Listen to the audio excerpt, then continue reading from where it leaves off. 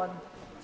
Minister. Thank you, Mr. Speaker. DSIT closely engages with all government departments on the adoption of AI, including with DHSC, and we are committed to ensuring the adoption of AI is done in an ethical, safe and responsible way. This includes using AI to improve public service outcomes and productivity in the NHS. Ahead of the AI Safety Summit last year, we announced a new AI in Healthcare fund backed by £100 million to target areas where rapid deployment of AI could create transformational breakthroughs. Are you through? Mr. Speaker, I thank my honourable friend for his answer.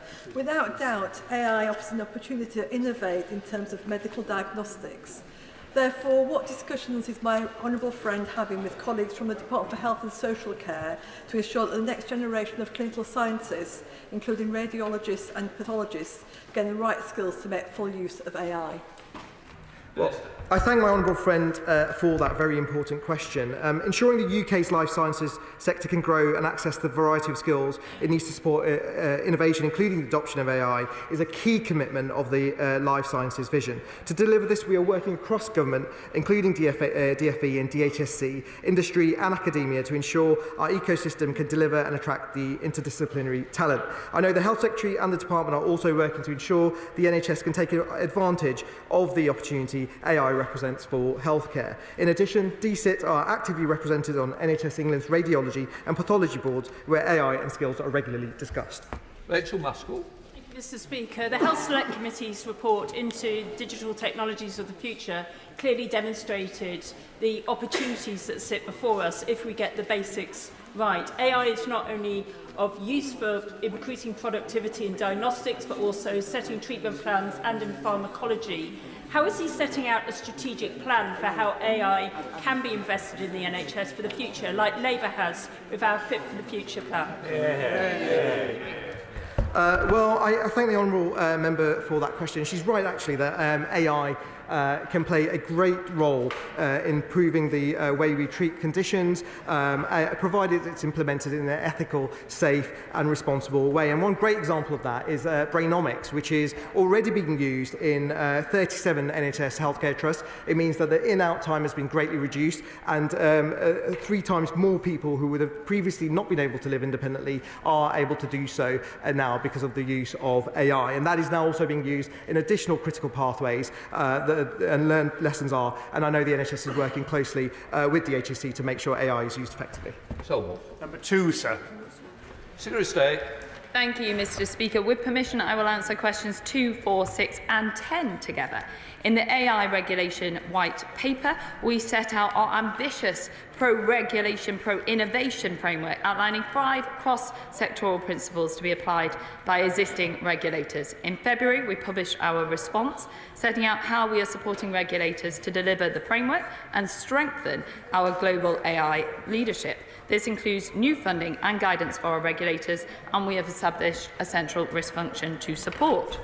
Mr. Speaker, yet we heard just a few months ago, Mr. Speaker, from the Prime Minister that the UK's answer is not to rush to regulate. The CMA has been clear in the potential harms unregulated AI could generate, from baking in bases that affect certain demographics to general purpose models that could get out of control. So why has the government dragged its feet on safeguards for the most advanced AI models, or is it simply that she's waiting for the next Labour government to control the new AI models? Mr. Speaker, this is absolute tosh. We have led the world when it comes to AI safety.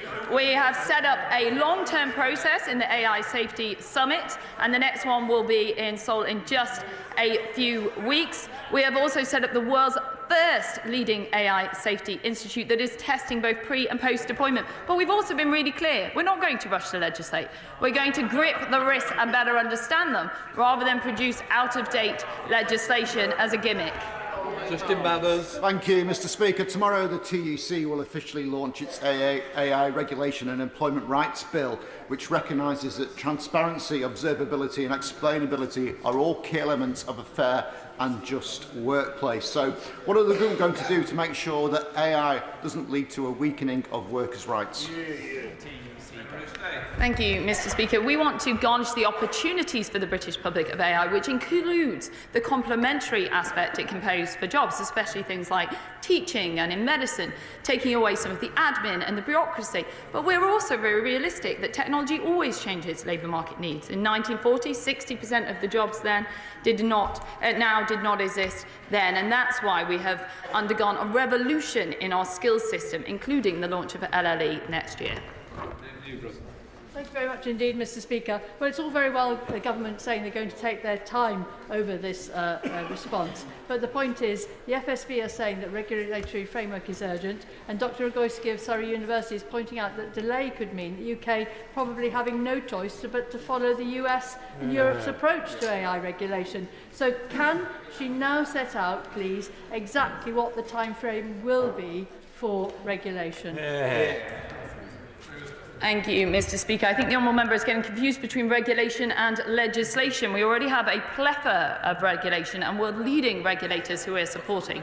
We were very clear in our white paper response that when it comes to legislation, we will legislate, as will every nation around the world, but we want to get that legislation right. She commented on the US's approach. We're working hand in glove with the US, and I signed the world's first MOU on AI institutes just a few weeks ago.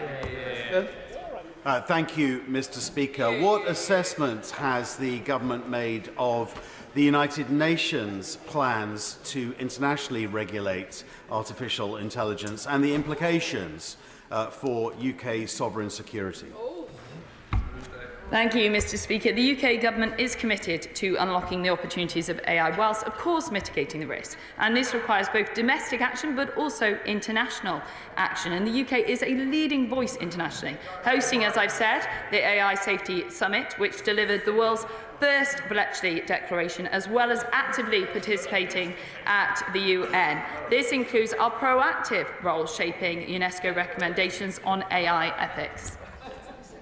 Chair of the Select Committee, Greg Clark. Thank you very much indeed, Mr. Speaker. The Secretary knows that leading AI developers are expected imminently to release new, more sophisticated AI models. So can the Secretary of State confirm that our AI Safety Institute has had access to these models, as was agreed at Bletchley Park? And is it the case that the developers have made changes to their models where they've been requested by the Institute? Yeah. Thank you very much. I know the honourable member shares my passion and enthusiasm for this topic, but also desire to make sure that we grip the risks.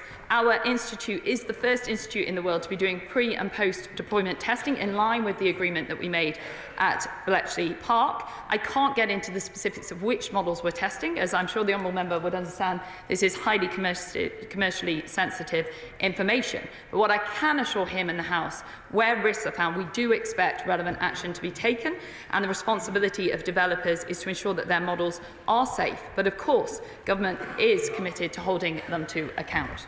Oliver Hill. Does my right honourable friend agree with me that to spread best practice in this field is perhaps the most important thing? And so, for example, with the health benefits that have already been mentioned of AI, for example, in the diagnosis of bowel cancer, these are things which are about promoting the health of the public at large, and these need to be pushed forward with urgency. It's not just enough to try and slow things down and over-regulate.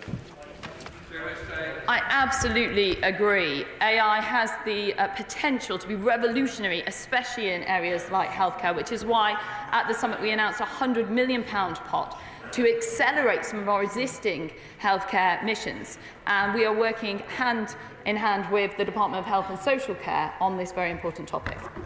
Shadow Minister Matt Rodder. Thank you, Mr. Speaker. AI is an incredible new technology and it can help the NHS to save lives.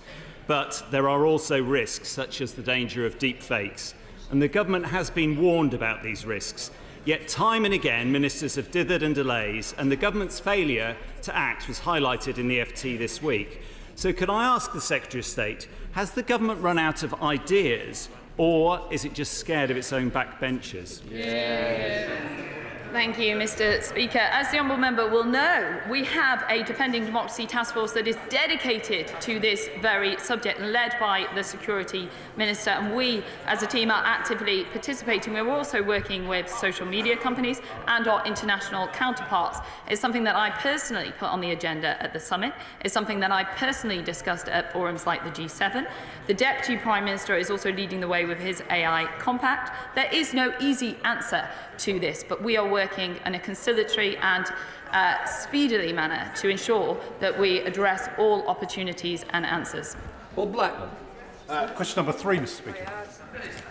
Thank you, Mr. Speaker. The data bill before Parliament builds on the high standards we already have for personal data protection. It strengthens and modernises the regulator so that it can enforce standards much more robustly to protect people. And we're looking at what we can do to strengthen our cyber resilience and data infrastructure all the time as new technology develops. Bob Blackman. Thank you, Mr. Speaker. I thank my honourable friend for that answer. Clearly, it's vital that the enormous amounts of personal data that are collected by government departments and private companies must be safeguarded. I've had a number of complaints to me about people's personal data being abused by companies and indeed from the public sector it being sold to companies who then use it. Just this weekend, our GLA candidate had his phone hacked and his social media destroyed. That's equally important as a demonstration of what can happen to democracy when data is abused. So can my honourable friend take further action to safeguard people's personal data? Well, I thank him for highlighting that case, and I regret what's happened to the GLA candidate, and it does highlight some of the risks that we all carry in relation to technology. That's why we have a very high data protection standards, but also there's a range of ways in which we need to tackle this problem. We have the National Cyber Strategy, which is working to make sure that we can deal with the cyber threats that we face. We're taking measures to protect our data infrastructure, to trying to do things to stop fraud in the National Stop Think Fraud Strategy, and new laws on security of devices like connected devices. So there's a whole range of things we need to do, but we need to keep making sure that we're vigilant about the risks. Jamie Stone.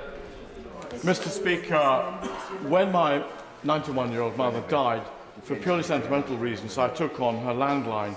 For months and months and months after that, I kept on getting scam calls offering all sorts of dodgy products.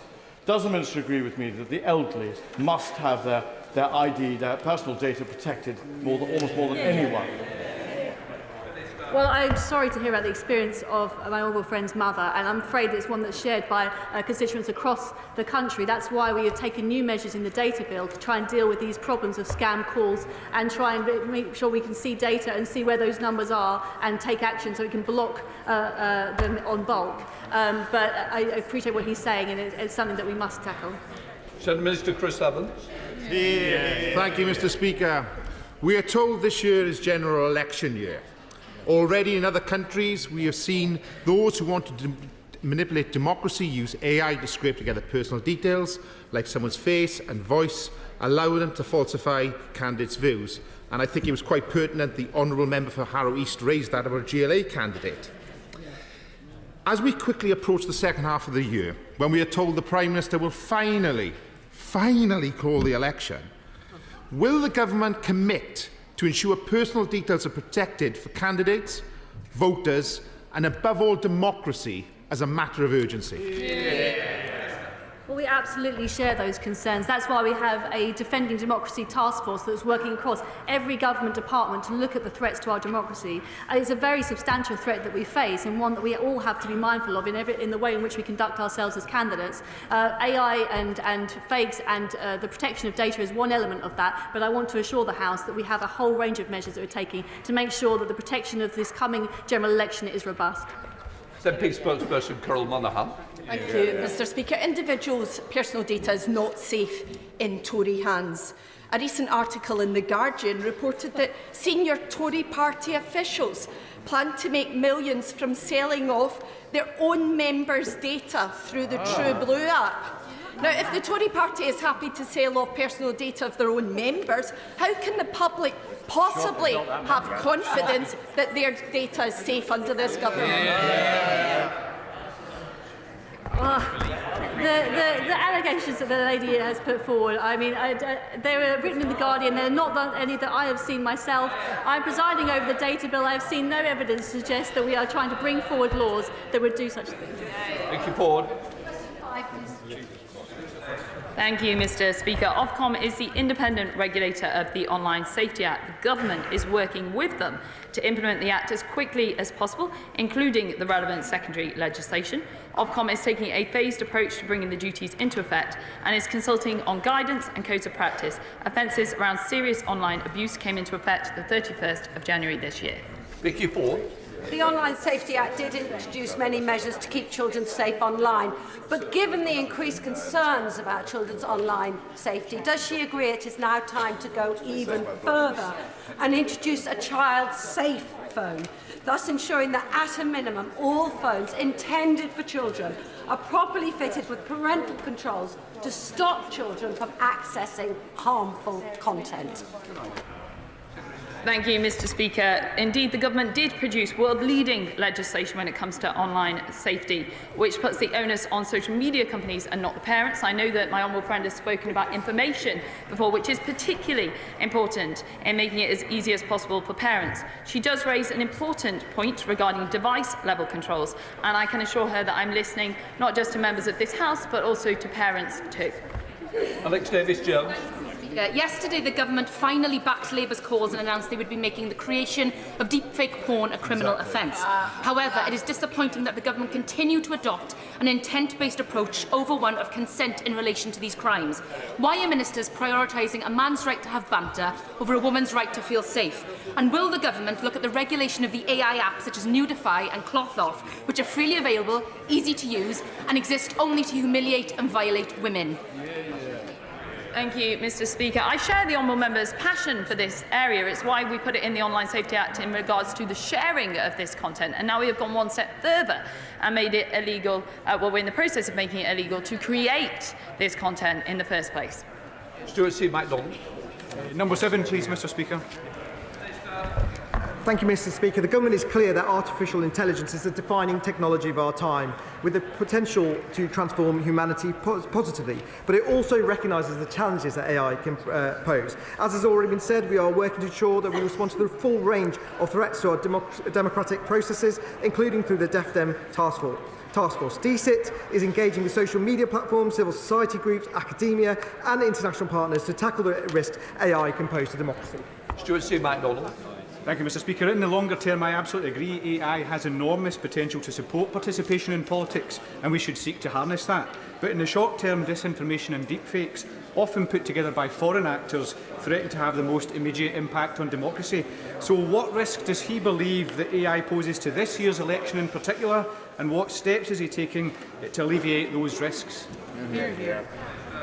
Mr. Speaker, let me be very, very clear. The UK will not tolerate malicious cyber activity targeting our democratic institutions. We've already had the Deputy Prime Minister come to this dispatch box and take definitive action where that has happened. DEFDEM and government teams are working collaboratively to ensure that we can respond to threats to our democratic processes, including digitally manipulated content. And the Online Safety Act will also force companies to take proactive, preventative action against illegal state-sponsored content online via the foreign interference offence, including deepfakes and other AI-generated content in scope of the Act. Edward Lee.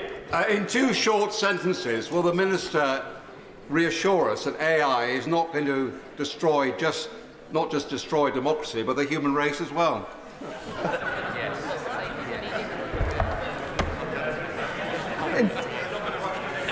In 2 sentences, Mr. Speaker, I can confirm that the government is taking a proactive approach to AI, full stop, and that DEFDEM is working very hard to protect our democratic processes, full stop. We come to Topical Samja. Number 1, Mr. Speaker. Thank you, Mr. Speaker. I want the British people to be able to seize the extraordinary opportunities that AI offers, but that can only happen if we address the risks. At Bletchley Park, we kick-started a global conversation, and since then, the Bletchley Effect has seen countries from around the world collaborating on the development of safe, responsible and trustworthy AI. 2 weeks ago, I signed an agreement with the United States allowing us to collaborate seamlessly on AI safety testing, and last week, we announced the date of the 2nd AI Safety Summit in Seoul. We also remain laser-focused on implementing the landmark Online Safety Act, which will make Britain the safest place to be online. And last month, we saw the first sentencing under the cyber flashing offences that we brought in January. Yeah. Thank you, Mr. Speaker. A fast and reliable internet connection is vital for everyday life and so many local businesses. I conducted a broadband survey in East Devon. Some rural parts of my constituency still sadly lag behind: Sidbury, Fluxton, Marsh Green and Tallerton. What steps is the government taking to make sure that broadband providers improve connections across our county? Well, I'm glad to say that over 75% of premises in his constituency can access gigabit-capable broadband. That's up from 6% in 2019. But we want to do more, so we've included Mid and East Devon in our cross-regional framework for Project Gigabit, and that's currently undertaking pre-procurement market engagement, and we hope to be giving news very soon. Shall the Secretary Peter Kyle? Thank you, Mr. Speaker. The first act of this Prime Minister was to promise a government of professionalism and integrity. Yet here we have a Secretary of State who uses her position to accuse a British scientist of being a terrorist sympathiser. She goes on to use public money to settle her libel, and then she tries to cover up just how much taxpayers' money she wasted. Can she tell the House, are these the actions of someone with integrity and professionalism? Yes or no? Thank you, Mr. Speaker. As the Minister responsible for UKRI, officials in my department alerted me to a tweet which stated, "This is disturbing. Suella Braverman urges police to crack down on Hamas support in the UK," with no further context or wording. This was posted by a representative of an EDI board that sits under UKRI. At the time, like many others, I was indeed concerned and used the forum in which she used to alert UKRI to my concerns. This was highlighted using that medium, but on receipt of the letter, UKRI CEO themselves said that they were deeply concerned and launched an investigation. Thank you, Paul. Mr. Speaker, WhatsApp can be very handy, but it can also be very dangerous. Its end-to-end encryption means even the most vile illegal content like child sexual abuse cannot be policed or prevented. Given the obvious dangers to children, does she agree that it is woefully irresponsible of Meta to reduce the age for WhatsApp to 13?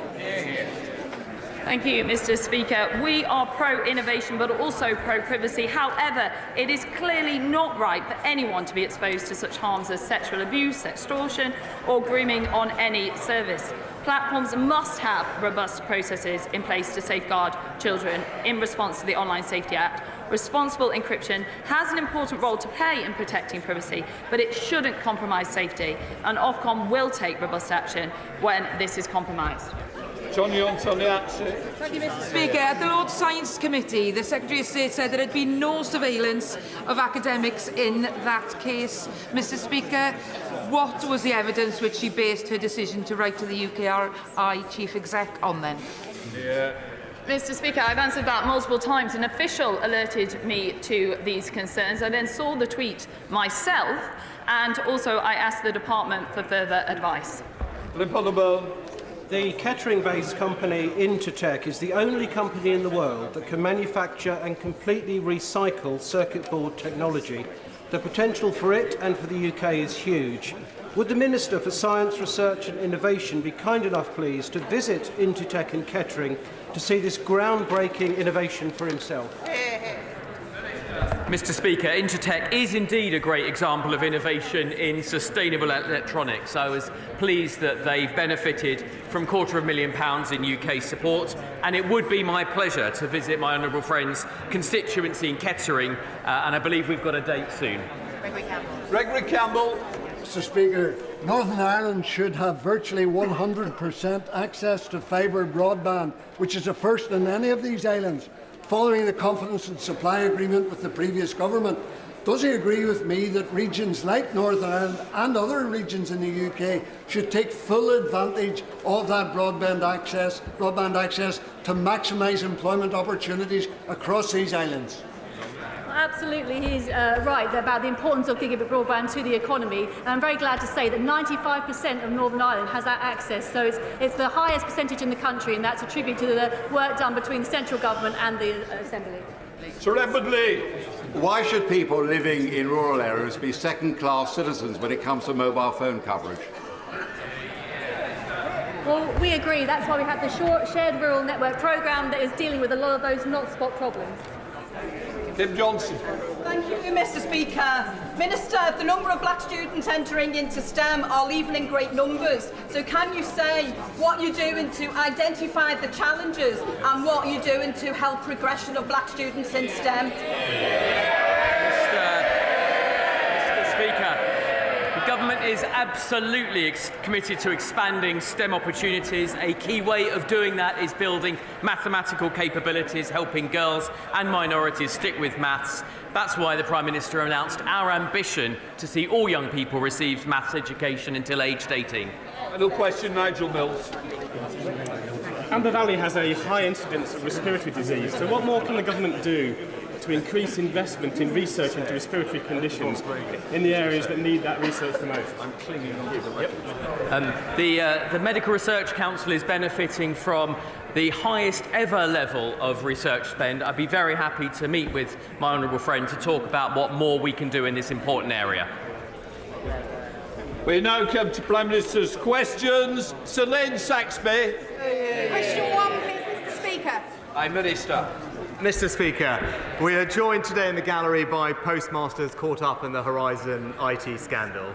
It is one of the greatest miscarriages of justice in our history, and that is why we've introduced a bill to quash convictions, delivered schemes to ensure swift compensation, and established an independent inquiry.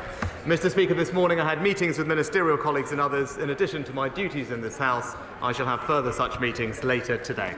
Sir Lane Saxby. Mr. Speaker, does my right honourable friend agree towns like Barnstaple, the main transport hub in North Devon serving hundreds of square miles, should have a fully functioning bus station, as Lib Dem run North Devon Council has not reopened out since the pandemic, leaving residents out in the cold with no public facilities? As people start to feel the difference with tax cuts and falling inflation, does he agree we should be making it easier for people to use the bus, come to town and support Barnstable's local economy? And will my right honourable friend join me in calling on the Lib Dems to get on with reopening the bus station? Well, Mr. Speaker, we know how vital bus services are for communities right across the country. That's why we're providing Devon with £17 million to deliver better bus services, and we introduced the £2 fare bus cap. But I know my honourable friend, the Secretary of State for Transport, was recently visiting my honourable friend, seeing the benefits of reopening Barnstable bus station, and it's clear that the local Liberal Democrats should just get on and do it. We now come to the Leader of the Opposition, Keir Starmer. Can I too welcome the postmasters in the gallery in their quest for justice? And Mr. Speaker, this week we marked 35 years since the disaster at Hillsborough, and the enduring courage and determination of the families must be marked by the passing of a Hillsborough law. Mr. Speaker, we also lost Lord Richard Rosser, a lifelong member of the Labour Party. He will be greatly missed, and our thoughts are with his wife Sheena, his family and friends. Mr. Speaker, I'm privileged to be the proud owner of a copy of the former Prime Minister's new book. It's a rare, unsigned copy. It's the only unsigned copy. It's quite the read. She claims the Tory party's disastrous kamikaze budget that triggered chaos for millions was, her words, the happiest moment of her premiership. Has the Prime Minister met anyone with a mortgage who agrees? Well, Mr. Speaker, all I'd say is he ought to spend a bit less time reading that book and a bit more time reading the Deputy Leader's tax advice.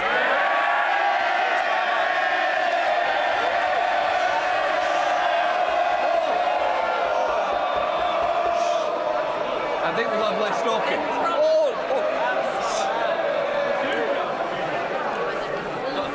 I want to get through PMQs.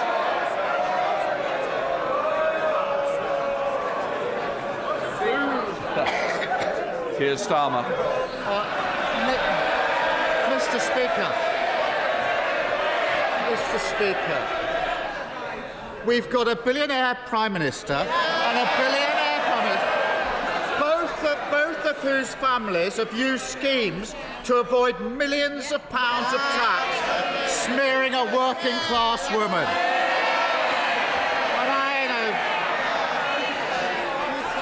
And the Prime Minister, the former Prime Minister, has a long list of people to blame for the economic misery. They don't want to hear it. They made her Prime Minister, and millions of people are paying the price. She's got a long list of people to blame.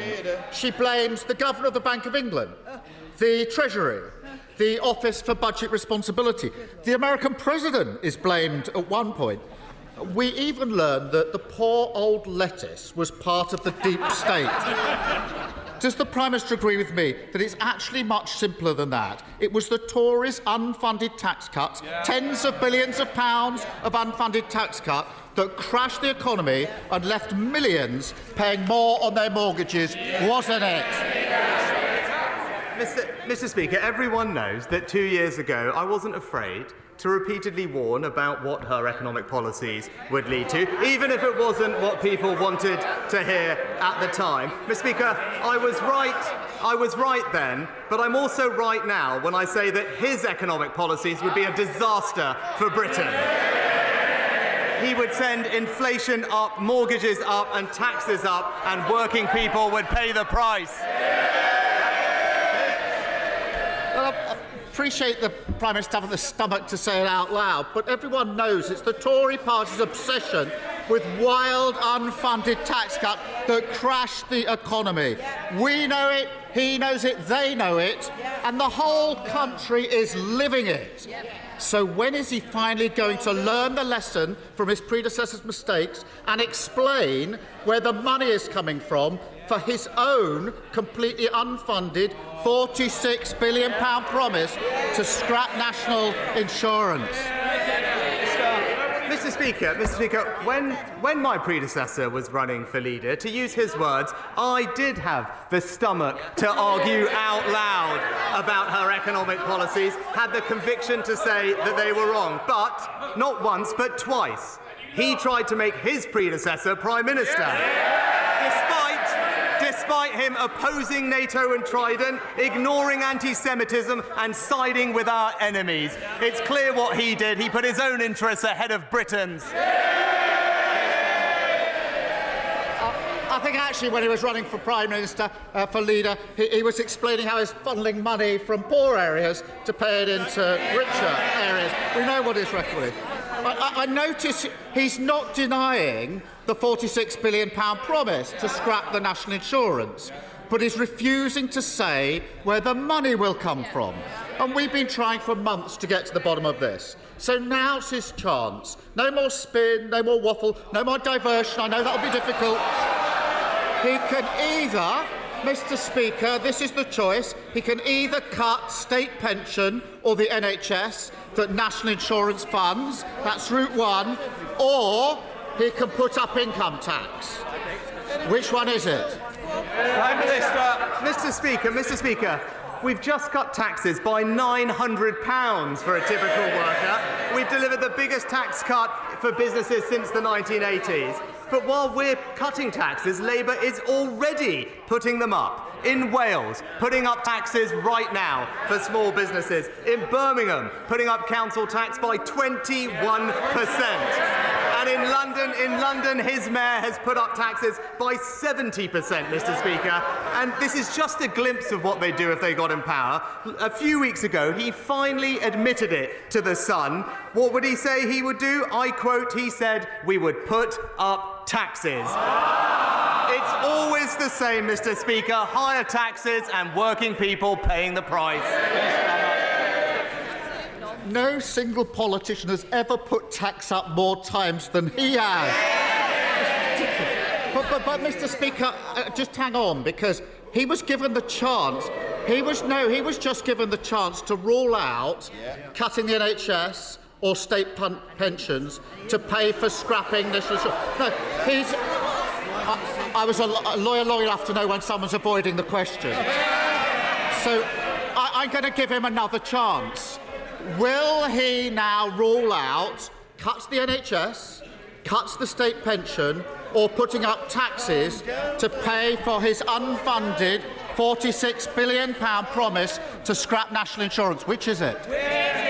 Mr. Speaker, I make absolutely no apology about wanting to end the unfairness of the double taxation on work, Mr. Speaker. The NHS is receiving record funding under this Conservative government. Pensioners have just received a £900 increase under this government. But if he wants to talk about tax, let's have a look at what Labour's brand newly appointed tax advisor has to say. This advisor thinks that supporting pensioners is a complete disgrace, Mr. Speaker. He believes their free TV licences are ridiculous. And if it wasn't bad enough, this advisor has called for increases in income tax, in national insurance and VAT. It all makes sense now. That's who the Shadow Chancellor's been copying and pasting from. So this is genuinely extraordinary. Two chances to rule out, Mr. Speaker, two chances to rule out cuts to state pension, cuts to the NHS, or income tax rises to fund his promise to abolish national insurance. Order. Mr. Holden, I want you to set a good example, not a bad one. Keir Starmer. Mr. Speaker, this really matters. He's had two chances to rule out these cuts to NHS, cuts to tax or pensions or tax rises. This matters to millions of people watching who want to know what's going to happen to their NHS and pensions. It really does matter to millions of people who are watching. So I'll be really generous now and give him one last chance. Very simple, very clear. Is his £46 billion promise to abolish national insurance being paid for by cuts to the NHS, cuts to the state pension, or yet another Tory tax rise? Mr. Speaker, he's really got to keep up, Mr. Speaker, right? It's this government that's just delivered a £900 increase to the state pension. It's this government that's already committed to the triple lock for the next Parliament. He had 6 opportunities. I didn't think I heard him say that, Mr. Speaker. And when it comes to the NHS, you'd much rather be treated in Conservative-run NHS in England, not the Labour-run NHS in Wales, Mr. Speaker. But it's another week where all we heard is political sniping, Mr. Speaker, not a word about their plans for the country. He's failed to acknowledge that since we last met, taxes have been cut by £900, state pensions gone up, free childcare has been expanded, wages have risen for 9 months in a row, Mr. Speaker, and just today, inflation down again to 3.2%. Our plan is working and the Conservatives are delivering a brighter future for Britain.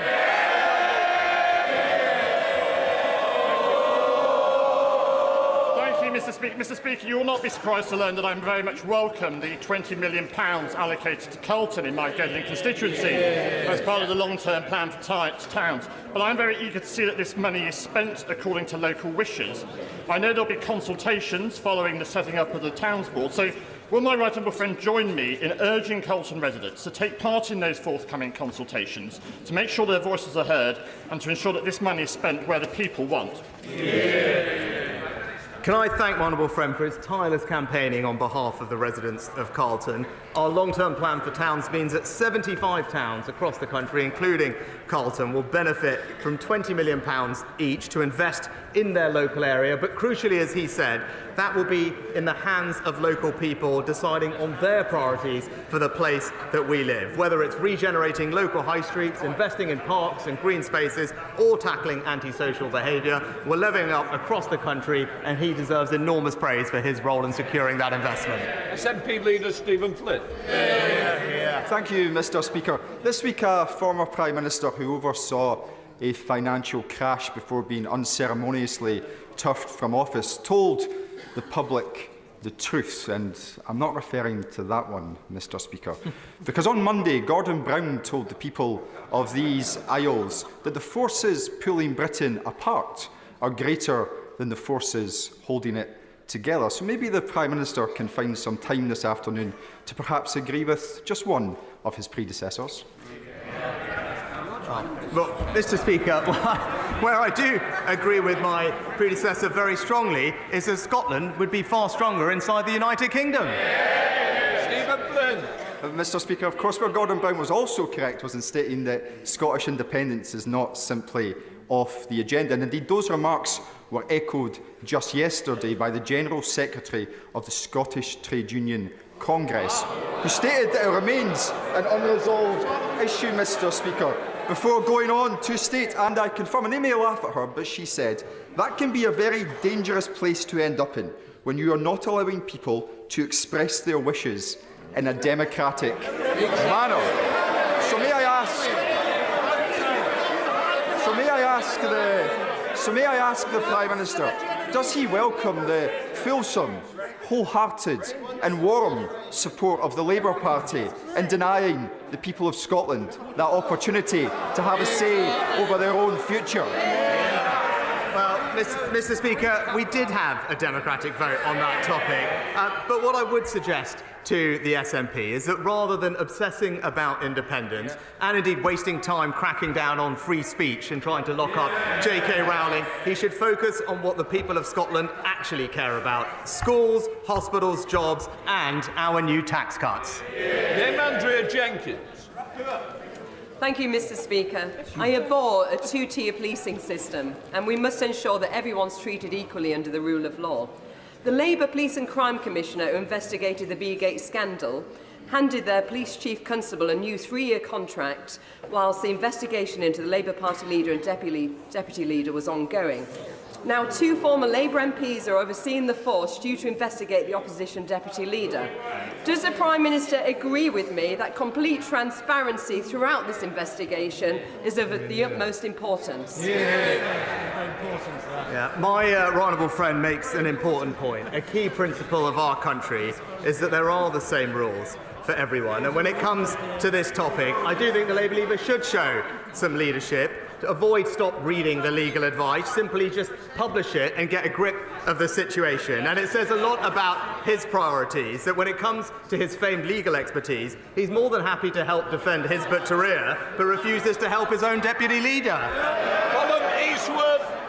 Thank you, Mr. Speaker. The recently published Canova report makes it absolutely clear that the IRA was riddled with British agents from top to bottom. Those agents were involved in abduction, torture and murder of British and Irish citizens. The British government, successive British governments, knew all about it and did nothing. The report also calls for an apology from the government to those victims. Will the Prime Minister take this opportunity now to make that apology? Well, Mr. Speaker, as the honourable gentleman will know, this is an interim report. As the Secretary of State has laid out, we can't comment on the findings until we get the final report, but we would never condone wrongdoing where there is evidence of this. But I will say this also, because it's not said enough. The overwhelming majority of the police, armed forces and intelligence services served with great distinction. They defended democracy in the face of some horrendous violence, and without their service and their sacrifice, there would have been no peace process. They helped ensure that the future of Northern Ireland will never be decided by violence, but by the consent of its people. Sir Simon Clark. Thank you, Mr. Speaker. Does my right honourable friend agree with me? We don't agree on everything, but we do agree on this, that if anyone wants to see why this government has introduced strong mayors, they need only look to Ben Houchen in the Tees Valley. Because from saving our airport to introducing our free port to bringing steel-making back, Ben delivers. And does my right honourable friend agree with me that the best thing that Ben has done is do this without charging any mayoral tax, which his Labour opponent would need to do to fund his unfunded spending plans? Well, my right honourable friend is absolutely right to raise the great work of Ben Houchen, and I share his concerns about the pledges of the Labour candidate. Over £130 million of unfunded spending, showing that Labour can't be trusted. And we all see the results of this, Mr. Speaker, in Labour-run Birmingham. Taxes going up by 20%. And that is the story of what Labour in local government means. Working people paying the price, and it's exactly why he and I completely agree on this. The people of Teesside should vote Ben Houchen and vote Conservative. Thank you very much, Mr. Speaker. Last year in Shropshire, 10,000 people waited for more than 24 hours in A&E. That's 10,000 people over 65 waiting on hard plastic chairs or in trolleys in our accident and emergency department. The Prime Minister tells us he's got a plan for the NHS, but what people in North Shropshire want to know is how long they are going to have to wait for him to get on and fix the issues where we are. Well, Mr. Speaker, with the record funding that we're putting into the NHS, our urgent emergency care plan is delivering more ambulances, more beds, but also faster discharge through our hospitals to speed the flow, and that plan is working. Of course, there's more to do, but this winter we saw ambulance and A&E waiting times improve from the year before for the first time in many years, and if we stick to the plan, we'll continue to deliver improvement for her constituents and everyone else. Gareth Johnson. Thank you, Mr. Speaker. Mr. Speaker, in 2010, somebody earning £15,000 a year paid £1,700 in income tax. Today, somebody earning £15,000 a year pays less than £500 of tax. So does the Prime Minister agree with me that this has helped create jobs, growth and self-reliance? My honourable friend is quite right, and because of our plan, the economy, after a tough few years, has indeed turned the corner. Inflation has fallen from over 11% to 3.2%. It's forecast to return back to target in just a few months, a year ahead of expectations. And that's why, Mr. Speaker, we've been able to cut people's taxes, a tax cut, as he mentioned, worth £900 for an average worker, which, by the way, is part of our plan to end the long-term unfairness of the double taxation on work. Sarah Olney. Thank you, Mr. Speaker. 4 years ago, my constituent Juliana was drugged and raped by her then boyfriend. After his conviction, Juliana was advised that reading a transcript of his trial would help her to come to terms with her experience. But when she requested that transcript, she was told that she would have to pay more than £7,000. Astonishingly, Juliana is not alone. I have heard about victims who have been quoted fees of up to £22,000 just to read trial transcripts that are part of their own story. Mr. Speaker, justice should not have a price tag. The Liberal Democrats' amendment to the Victims Bill would give all victims the right to read sentencing remarks and summings up free of charge. Juliana is here in the gallery today, and she asks if the Prime Minister will support that amendment. Will he look her in the eye and say yes? Mr. Speaker, I'm extremely sorry to hear about Juliana's case, and my sympathies with her and indeed her family. We are committed to improving victims' access to court transcripts to help them move on and rebuild their lives. We already offer a free service to families of homicide victims, for example, and that's why we have already committed to a one-year pilot to help identify the current demand, inform our next steps, and alongside this, we're actively looking at other options to immediately reduce the costs. James Sunderland. Mr. Speaker, Bracknell Forest Council has a particular challenge with special educational needs, and I'm keen to support them. I am grateful to the Government for the recent SEND review, the significant increase in resources and the bespoke safety valve programme for Bracknell, but additional school places are needed now. Could the Prime Minister please agree today to release the funding for our new SEND units at Sandhurst and Edgebarrow schools and commit to fully funding up front our new SEND school in Crowthorne? Can I thank my honourable friend for highlighting how Bracknell Forest's local authority has worked positively with the department through the safety valve programme, and as part of that agreement, over the next few years the council will receive £16 million in extra funding to provide the vital education that my honourable friend's constituents deserve. I'm told that the department is still reviewing capital bids for the safety valve programme, but they will be in touch with local authorities directly as soon as possible. Daniel Zeichner. In the exchanges earlier, we didn't hear much of a defence from the Prime Minister of his predecessor, so perhaps he could tell the House, what does he consider to be her greatest achievement? Mr. Speaker, Mr. Speaker, while the party opposite were busy trying to take us back into the EU and reverse the referendum result, my predecessor was signing trade deals around the world, which have now meant, Mr. Speaker, that Brexit Britain has overtaken the Netherlands, France and Japan to become the fourth largest exporter in the world. Thank you, Mr. Speaker. My constituent, Claire Massey, and one of her two children almost lost their lives in a fire at her home in February 2023. Since then, Claire has been a victim of bullying by aggressive claims handlers and negligent and unprofessional conduct, including violating a policy and withdrawing alternative accommodation by the insurer, Policy Expert, part of the accredited Insurance Europe Group and Limited Trinity Claims Management. Claire has raised institutional failings with the Financial Conduct Authority, which appears toothless. She's also successfully raised individual issues with the Financial Ombudsman, but the delaying tactics of the insurance means she is no closer to a resolution. Claire is here in the gallery today and is asking, will the Prime Minister meet with her and me to look at how we can better protect consumers against bad practices in the insurance industry? And does he agree with me that it is time to establish an Office of the Whistleblower? My honourable friend is an excellent campaigner on behalf of her constituent, and can I extend my sympathies to Claire and her family. Whilst I can't comment on individual cases, I'm sure she'll understand, I know that the Financial Conduct Authority does have the powers that it needs to take action against firms that breach its rules, and further customers can contact the Financial Ombudsman Service, whose decisions are binding on insurers. But I will immediately ensure that the relevant minister meets with my honourable friend to look more closely at the specific issue and the case that she raises. Ukrainian Member of Parliament Mykola Stefanchuk is in the public gallery this afternoon. I'm sure we all wish to welcome him and wish Ukraine, Slava Ukraine. Mykola has told me that Ukraine has the people, Ukraine has the courage, but Ukraine does not currently have the weapons and the air defence to secure her freedom. In light of today's Russian attack on Chernihiv this morning, which has killed at least 10 and injured many more, can I ask the Prime Minister, will he respond to President Zelensky's statement that this would not have happened if Ukraine had received sufficient air defence equipment?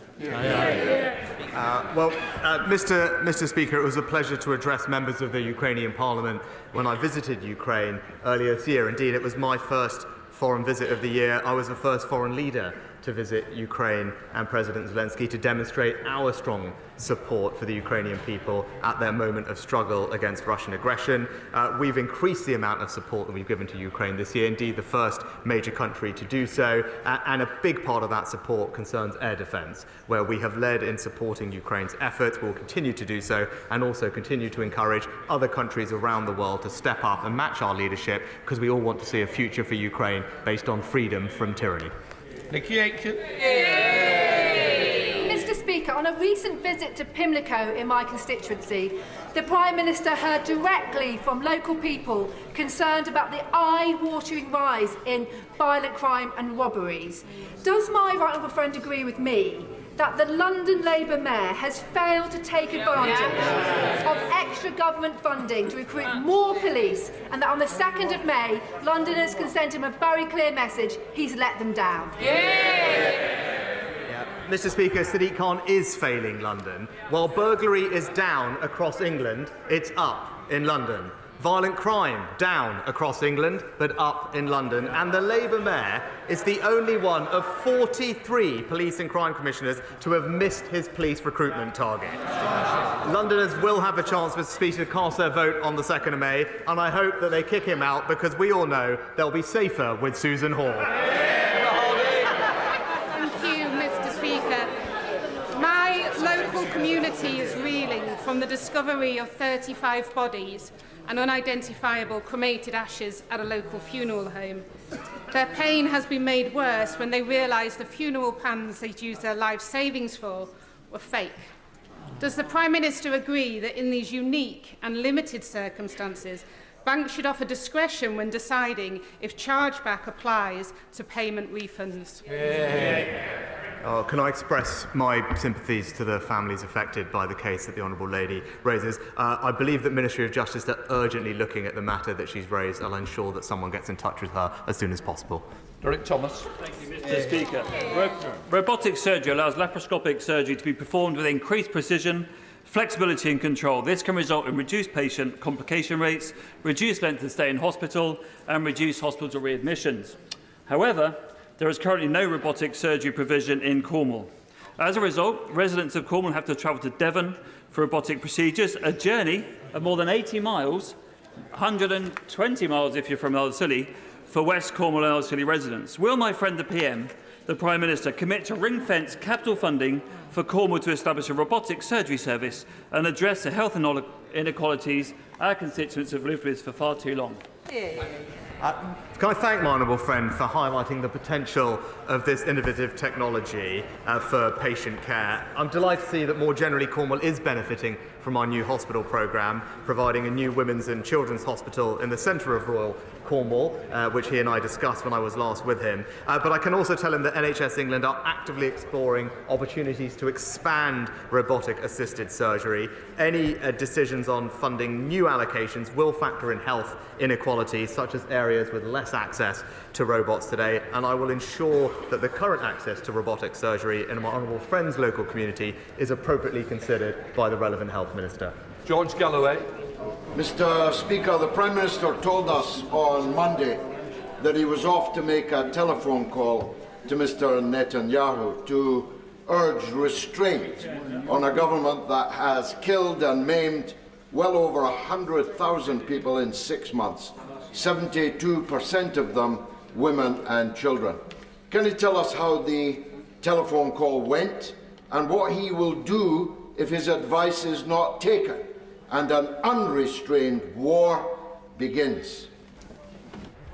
Mr. Speaker, I was pleased to speak with Prime Minister Netanyahu, who thanked the UK for their support of Israel's security over the weekend. We also discussed the situation and how Iran is isolated on the world stage, and also I made the point to him that significant escalation is not in anyone's interest, and it's a time for calm heads to prevail. I also reiterated our concerns about the humanitarian situation in Gaza, where I welcome the statements and commitments that the Israeli government have made about significantly increasing aid into Gaza, and now we need to see those commitments delivered.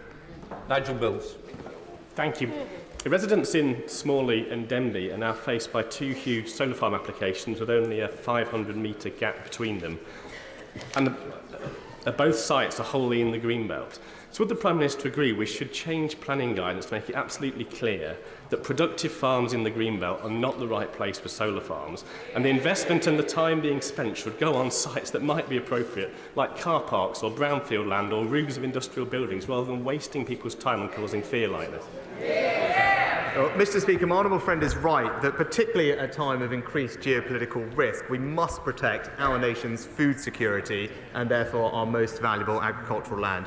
We do want to see more solar, which is one of the cheapest forms of energy, but, as he said, on brownfield sites, rooftops, and away from our best agricultural land. And that's why our recently published National Infrastructure Planning Rules set out the requirement for solar not to be placed on what is described as best and most valuable versatile land where possible. The Energy and Environment Secretaries are ensuring that developers and planning authorities strike the right balance so that we can deliver what he wants, which is more British food grown here at home.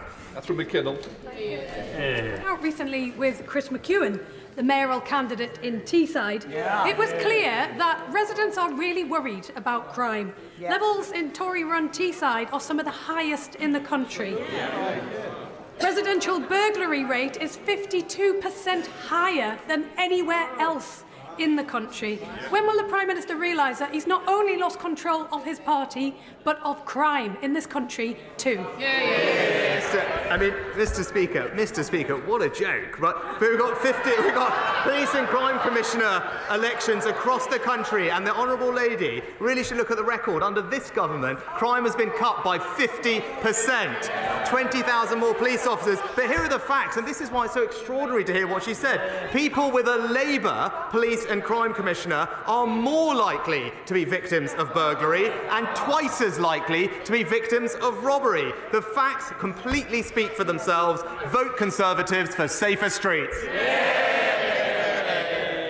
Thank you, Mr. Speaker. Every month, my constituents see the Labour-run Warrington Council spend nearly £4.5 million on interest payments to cover their £1.8 billion debt. Borrowing they've used to spend on an energy company that went bust, offices in Birmingham and Manchester, and even a business park that they purchased through an offshore company, presumably to avoid paying tax. Does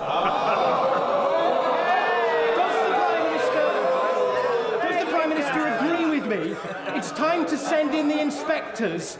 Warrington Council has gone too far in its money-making schemes, and local councils should focus on delivering great services, and the way to achieve that is vote Conservative on the 2nd of May. Well, Mr. Speaker, this year the government announced a further £600 million in extra funding for local councils, a real terms increase as it has done every single year of this Parliament. But we all know what happens when Labour are in charge, whether it is racking up debt in Warrington, as my honourable friend said, the 21% council tax increase in Labour-run Birmingham, or indeed slashing services in Nottingham, or, as I just said, higher crime on average in each Labour Police and Crime Commissioner area. It's crystal clear, Mr. Speaker, that whenever Labour are in charge, it's working people that pay the price. Mr. Speaker, while 64,000 people are on the waiting list for a council house in the West Midlands, families are living in hotels, in cold and damp homes and mouldy flats. The Mayor of the West Midlands, Andy Street, has built 46 social homes in 8 years. Does the Prime Minister think that is good enough? Yes. Mr. Speaker, Andy Street is absolutely delivering for the West Midlands.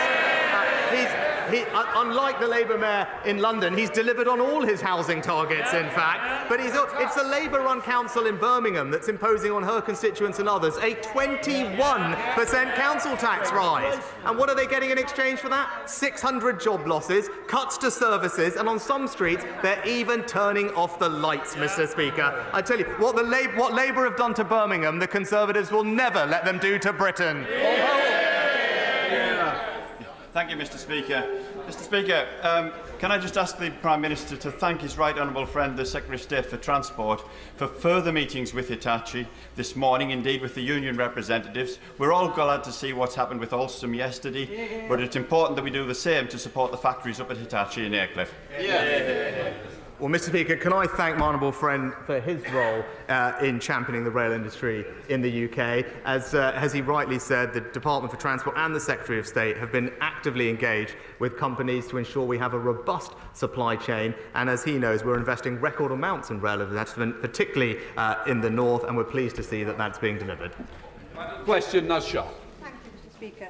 The Prime Minister is no doubt aware of the collapse of SSV law, and many constituents, including hundreds in my constituency, have been affected and have bills of hundreds, up to hundreds of thousands. One constituent had to sell his wedding gifts, and his father had a heart attack with the stress. People are having to pay, literally raid their pension pots and getting bills and bailiffs knocking on the door. Will the Prime Minister meet with me and my constituents, representatives of the collapse of SSB law, and make sure the government responds to something that is an injustice that's happened to people across the country? Well, Mr. Speaker, I'm sorry to hear about the situation impacting the Honourable Lady's constituents. I'll be more than happy to make sure the right Minister looks into it and we get back to her as soon as possible. That completes Prime Minister's questions.